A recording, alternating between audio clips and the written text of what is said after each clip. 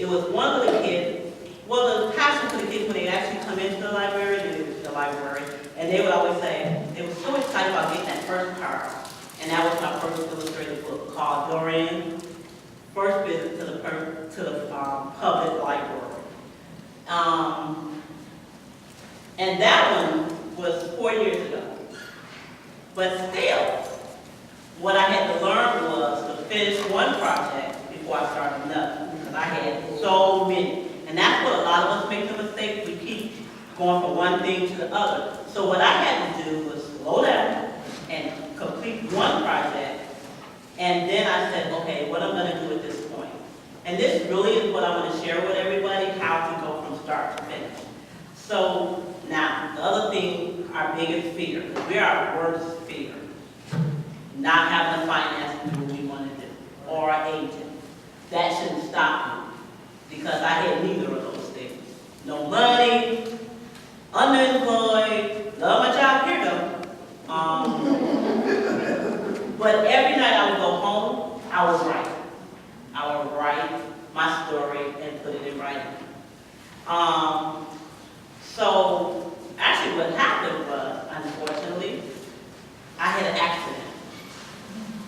That slowed me down even more. So during that time is when I actually completed my first project. I started drawing. I was sneaking drawing and stuff too, probably at work sometime, but my one of the employees here, she inspired me. She said, this is really good, make sure you complete it. And I did. So then I said, I want to get it published. How do I get it published? And I can't afford it, you know. And you heard all the horror stories about people getting stuff published and nothing happened with it. Well, I talk to the people as they come in. And a lot of people have done it. They have published books, but then they just sit there. You got to be your own person to market your work. I market myself. I went out there, everybody I can come in contact with, I told them about my work. If there was an event that I could get involved with where I could show my work, I was there. So I did my own footwork because I went through the self-publishing route, and that can be good and bad if you don't know how to use it at your advantage. But what I did was, you got to research these companies, because a lot of the self-publishing companies you might research, they're not really doing no more than you can do yourself. So I kept researching, and I kept going around until I found one that sounded like it was what I wanted. Little by little, I had my book produced. When it was completed, that's when I started doing the marketing for myself. I didn't just want to write a children's book, because when I write, I like to inspire children. So I got it's like I go through a process. My first Dorian First Visit to the Public Library was not the first one I published. The two that I did were There Is No Sound, and My Brother Jordy Had Lost His Spot, all of his senses. This one is my top book because it teaches children about the 5 senses. This book was inspired because there wasn't a lot of books in the library on this subject. So that's what started me on this one. And just as I was going to complete this book, my brother passed away. So that's how the name Georgie came about. So I dedicated this book to him. Now this book here, I love this one. There Is No Sound doesn't actually mean there is no sound. But what it was inspired was my son. Heard him, overhearing him telling his little cousins there was no sound. Mom and Daddy was sound. So this is a great book for kids who at an age where they want to say, Mom, is there a sound? Is not a sound? I think this is a good book to let them read. Now, me myself, how do I write my books? One of the questions I get asked all the time is, how do you get inspired to write a book? I can write a book about you guys today, because something that catches my attention about what's happening around me, and I'm like, wow, that's a good book. Then I gotta go write it down. Sometimes I illustrate my books. I do the illustration first. Well, let me go back a little bit. As far as illustrating my own work, one day I said, draw, you can do your own illustrations. So I started doing my own illustration, and in the last 4 years, I got, I think, pretty good at it. After I did my first due, and right now I think I got probably 20 books illustrated and written, ready to be published. But I'm being smart about how I do them. For somebody still, a young lady asked me, she said, but I still don't know how to do it, how to get it all together. I got it in my head, but I don't know how to put it together. So what I wanted to do is give you an example how I do it. This is what I do. This is my next. I remember when she first started out, it was probably about 4 or 5 kids. Now it's probably about 50 kids.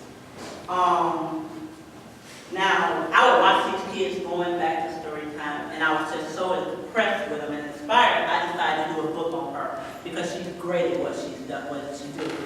So this is Miss Julian Bear. This is her grandson, and actually all the other animals throughout the book, they're her little patrons that come in with permission of their parents who said it was okay for me to do this project. This book is ready to go, really. And when you get a chance, you can all come up and look at it. The other thing about writing children's books is that they got to be child-friendly. You want the kids to be able to relate to it. So when I create my images, I make sure they're bold images and stuff that kids would really want to complete and finish. And I test them out on my children, too. I would give them to the children and let them read them. And if they'll read the whole book, then I know I'm on to something. When I got one book that I'm working on called Princess Peaches. I did the illustration first. I had no idea what the story was going to be about, but I just started drawing these pictures. And by the time I got to about 15 pictures, then I went back and created the story. So it can go both ways for me. For a person who don't know how to illustrate, write the story. But write them page by page. And that will help you to really see what you're doing. I'm a visual person. I can't think it in my head and just leave it. I have to put it on paper. So like this story, Grandma Millie Have Alzheimer's was a story because children, a lot of children deal with their grandparents with Alzheimer's. And I wanted to do a story on that. So what I do is, normally the last thing I do is my cover page, but on this one I did it. So just page each page. It's set up like a book. And that's what you want to do. Start out with your first thought, put it on paper, put a storyline by it. Then when you go to the next page, and when you're doing children's books, from what I understand, these do 24-page books. You want to do a 24-page book. Then you do, a lot of times companies will work with your cover page. So if you don't have a cover page or whatever, or sometimes you're surprised who you know can do your illustration. Your own children can probably do the illustration. Like my granddaughter is 9. She likes to write, and she's good at it. And I just found this out this summer. So we're working on a project with her. Watch your children, see what they do. And I met a lot of children through the library who also like to draw. And there was two brothers, 2 little boys. One draw and one write. The one that write was the younger one. But I'm telling a parent, put them together. And be creative with your children. Pay attention to what they do, because they're really good at what they do. But, so like I said, with my books, getting it published.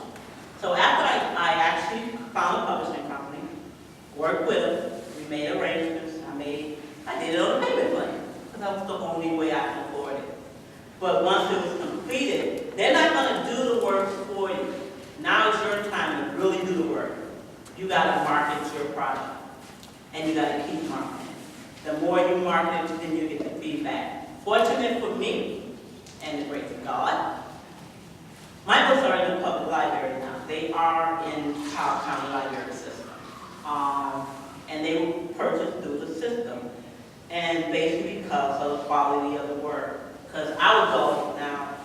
The biggest cost on this, which my daughter here would get on me every time, because I would run back and ink, and it's my last $20. And she'd be like, well, why do you want to spend money on that ink? Because I can see my vision.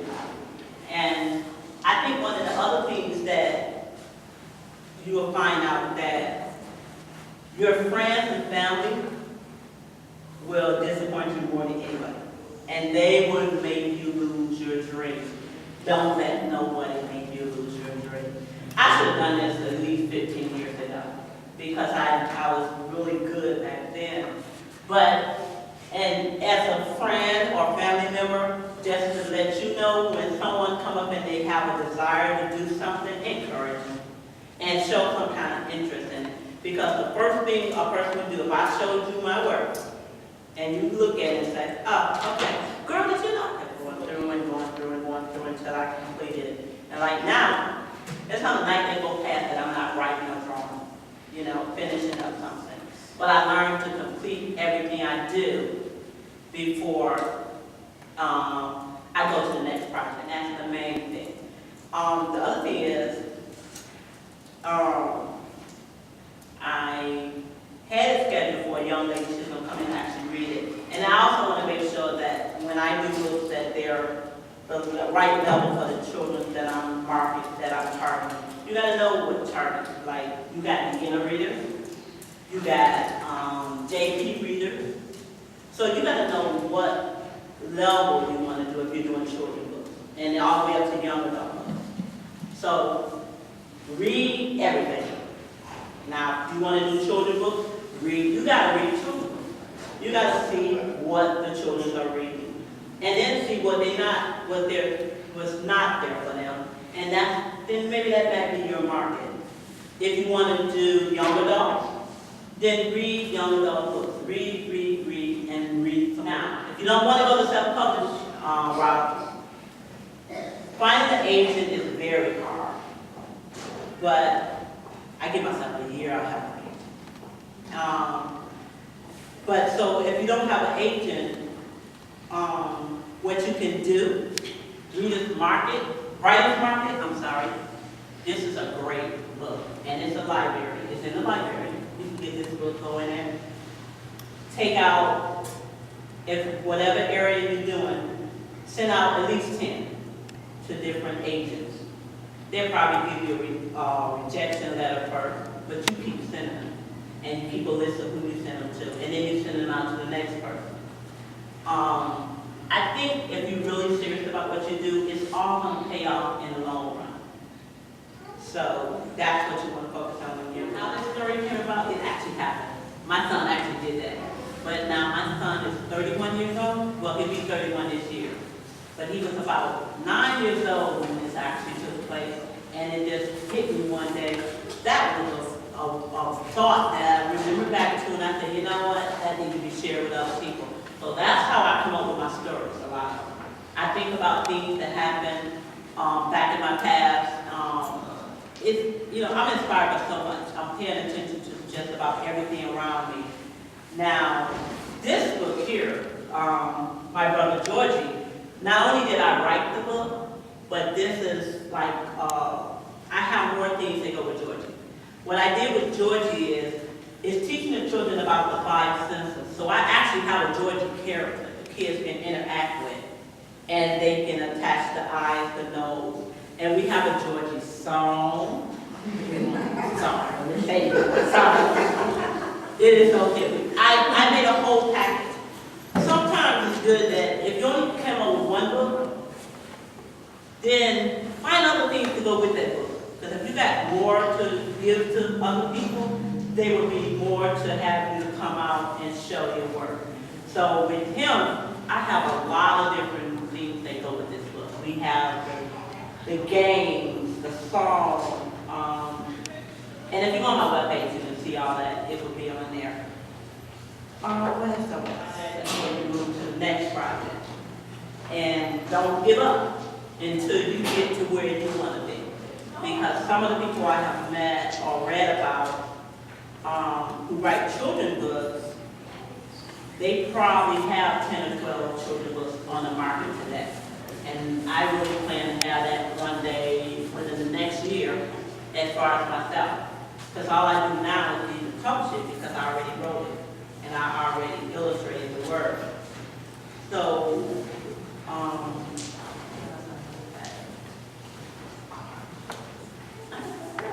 unless you have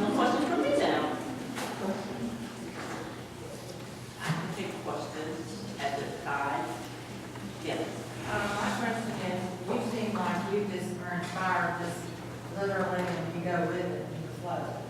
I have a book that I started on my body, and it has been probably 6 years or now that it's been sitting, because it needs to have a lot of clerical stuff done to it, and I have learning disability. So I struggle more with the fact that the sentence phrases together. Right. And so I haven't had anybody to critique it and to go through and get the sentences straight and everything, and I repeat different things. So I'm just worn out, but I haven't had a computer first of all. So I'm getting ready to move and I'll be able to have a computer to use, but that's not until the summer. And so I'm trying to figure out how do I get the encouragement up to try to work through it until I can get a computer, because I can't read my own writing, so. Exactly. And you know what? Computer was the best thing that ever happened for me. 'Cause Yeah. when I mess up a sheet of paper, I would tear it up and start over, had to write it all over, and I used to write all day long.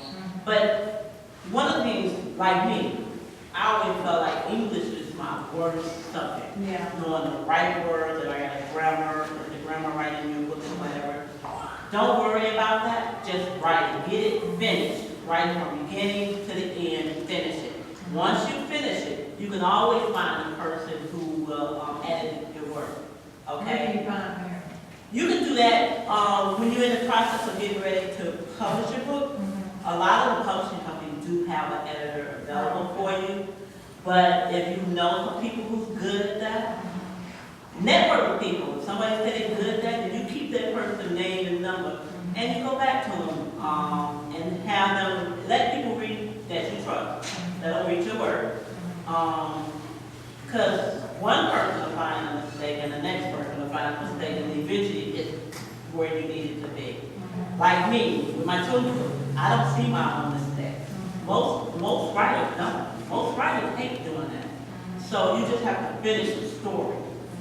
So just tell the story, write it down, don't worry about the grammar and nothing like that, because a person who's good at that can read your story and put it into format for you. Yes. And there is something on the internet, you can go to places who will, you can submit your work to, and they will edit your work at a reasonable cost. But always research and make sure you get the Well, I'm best. like you, I'm always in money behind, and Right, so then, what I like to do is chapter, you go one section at a time, don't just try to go through. Once I complete chapter 1, then I go to the one that's already set, leave that there, then work on that's what it. I've done, That's the way you do it, and don't worry about whether it's good or not. chapter by chapter. Okay. And at least get up to at least, you're doing yours by hand, so you're using a line paper. So do at least 100 sheets, front back. You probably have enough for a book.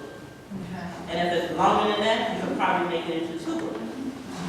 But you want to make sure you go from the beginning to the end on that first one.